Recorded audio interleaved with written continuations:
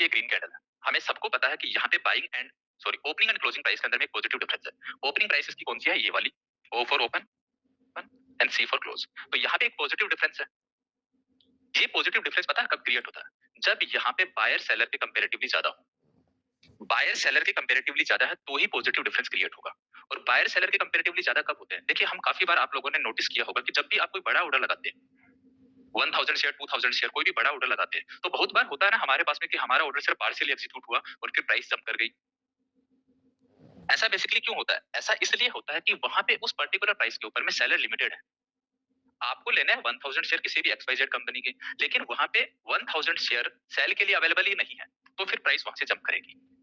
मान लीजिए कि 500 अवेलेबल थे, 500 आपके एग्जीक्यूट हो गए और 500 अभी भी पेंडिंग है, प्राइस वहां से जंप करेगी, ऊपर जाएगी। हो सकता है कुछ देर बाद में दोबारा से सेलर आए उस प्राइस के ऊपर में और आपका ऑर्डर फुली एग्जीक्यूट हो जाए।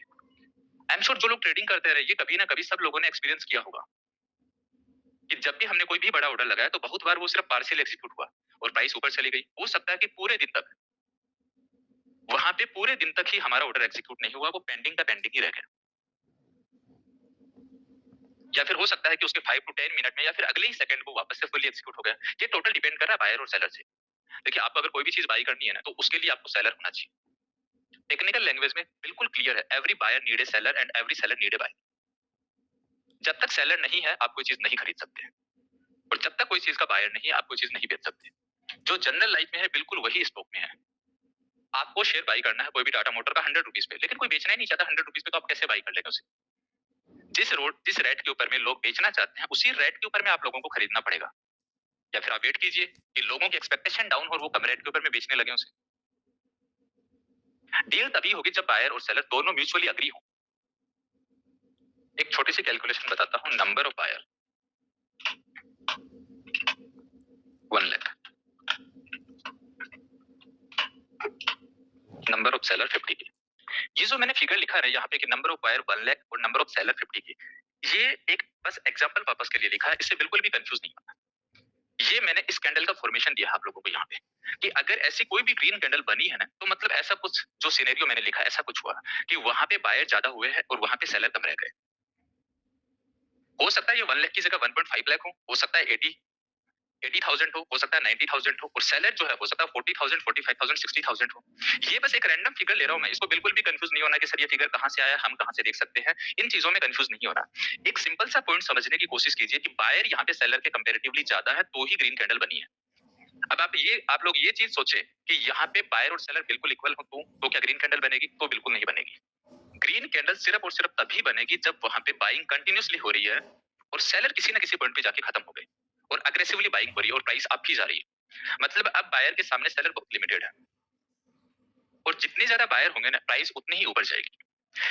देखिए अगर कोई भी आप 1 लाख शेयर बाई करना चाहते हैं और उसी रेट पे 1 लाख शेयर आपको अवेलेबल भी है, चाहे वो एक सिंगल सेलर हो चाहे मल्टीपल सेलर हो, मतलब आप चाह रहे थे कि 1 लाख शेयर बाई करें और 1 लाख शेयर आपको इजीली अवेलेबल हो गए, तो फिर प्राइस के पास में कोई रीजन ही नहीं है ना अप एंड डाउन जाने का। आपने जो डिमांड थी वो फुलफिल हो गई। जब डिमांड कंप्लीटली फुलफिल हो गई तो उसमें क्या हुआ, एक वॉल्यूम क्रिएट हुआ है कि 1 लाख शेयर बाई के लिए आपने डाले और 1 लाख शेयर आपको मिल गए, तो फिर प्राइस के पास में कोई रीजन ही नहीं है ना अप एंड डाउन जाने का। प्रॉब्लम तब होती है जब आपने कोई ऑर्डर लगाया और उसकी डिमांड वहां पे फुलफिल नहीं हुई। आपने 1 लाख शेयर का ऑर्डर लगाया, 50,000 शेयर आपको मिले, 50,000 अभी भी पेंडिंग है और वहां पे कोई भी सेलर नहीं बचा, तो फिर प्राइस आप चली जाएगी। और इसे आप कौन लेके जा रही है? लोगों की एक्सपेक्टेशन, क्योंकि लोग अग्रेसिवली बाई कर रहे हैं, वहां पे कोई बेचने वाला है नहीं।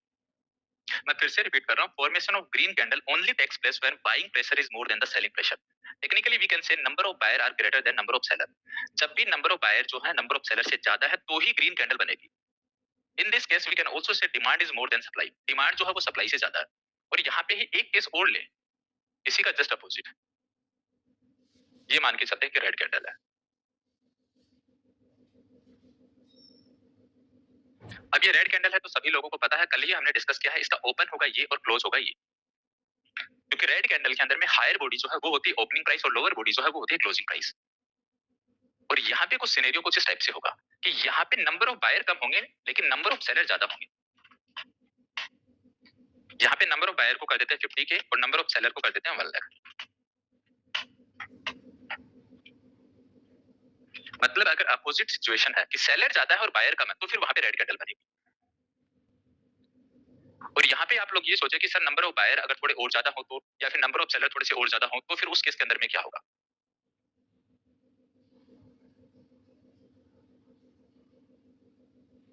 अगर कोई भी कैंडल हमारे पास में ऐसी है, इसका मतलब ये कि इसके अंदर में ओपनिंग एंड क्लोजिंग प्राइस के अंदर में और भी ज्यादा डिफरेंस है, और भी बड़ा पॉजिटिव डिफरेंस है ना। क्योंकि यहाँ पे देखिए बॉडी, देखिए लोअर बॉडी और अपर बॉडी में कितना ज्यादा डिफरेंस है। जब भी कभी भी ऐसी सिचुएशन है, इतना ज्यादा पॉजिटिव डिफरेंस है ना, तो फिर वहां पे मान लीजिए कि यहाँ पे तो नंबर ऑफ बायर और भी ज्यादा as compare to the number of seller. मतलब अगर नंबर ऑफ सेलर आप अभी भी ऐसा ही मान के चल रहे कि 50,000 है,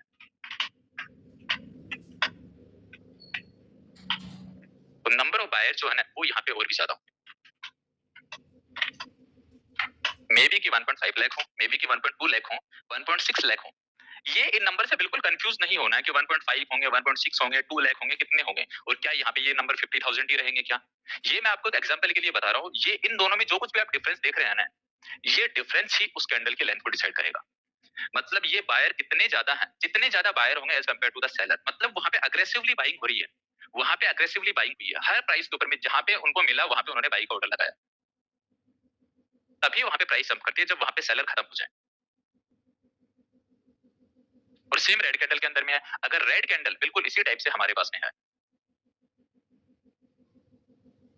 अब यहाँ पे देखेंगे कि पहले वाली जो रेड कैंडल है ना, उसके कंपेरेटिवली ये वाली रेड कैंडल काफी लार्ज है।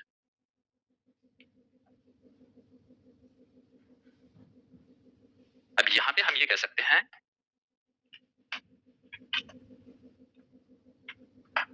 नंबर ऑफ बायर जो है वो तो स्टिल 50 के हैं,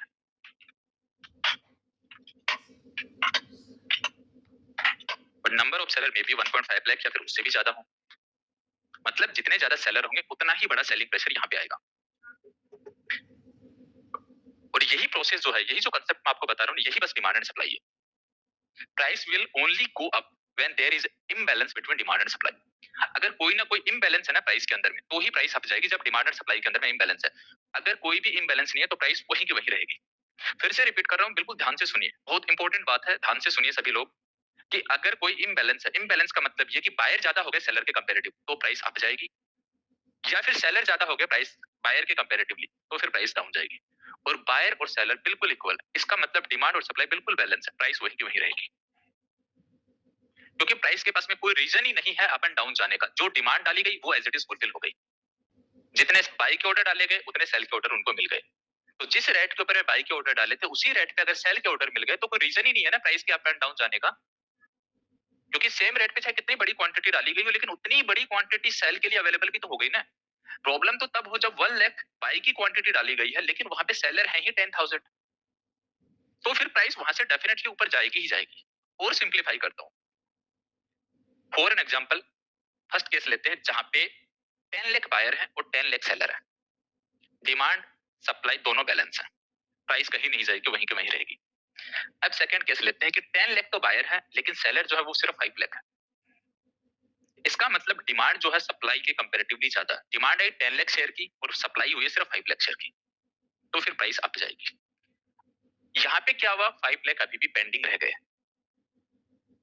10 लाख ऑर्डर लगाए गए थे, 5 लाख तो मिल गए सेलर, लेकिन 5 लाख अभी भी पेंडिंग है वहां पे। जैसे यहाँ पे इस केस के अंदर में हम बात करें कि नंबर ऑफ बायर है 1 लाख, नंबर ऑफ सेलर है 50 के, तो मतलब 50,000 अभी भी पेंडिंग है ना वहां पे। 1 लाख का ऑर्डर लगाया, नंबर ऑफ सेलर मिल गए 50,000, अभी भी पेंडिंग है 50,000। तो यहाँ पे कितने पेंडिंग है सेकंड केस की अगर बात करें तो, सेकंड केस में क्लियरली पता लग रहा है कि 1.5 लाख की अगर डिमांड आई है और उसके सामने सप्लाई जो है वो सिर्फ 50,000 की है, तो मतलब 1 लाख अभी भी पेंडिंग है। यहाँ पे सेल का ऑर्डर तो लगा 1 लाख का, लेकिन बाइंग है सिर्फ, बाई जो अवेलेबल है वो है 50,000, तो मतलब 50,000 अभी भी सेल के ऑर्डर पेंडिंग है। और इस केस के अंदर में 1 लाख अभी भी पेंडिंग है।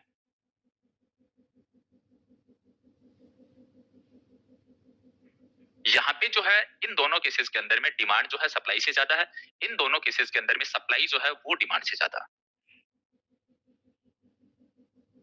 Remember, formation of these candle only happens when there is a imbalance between demand and supply.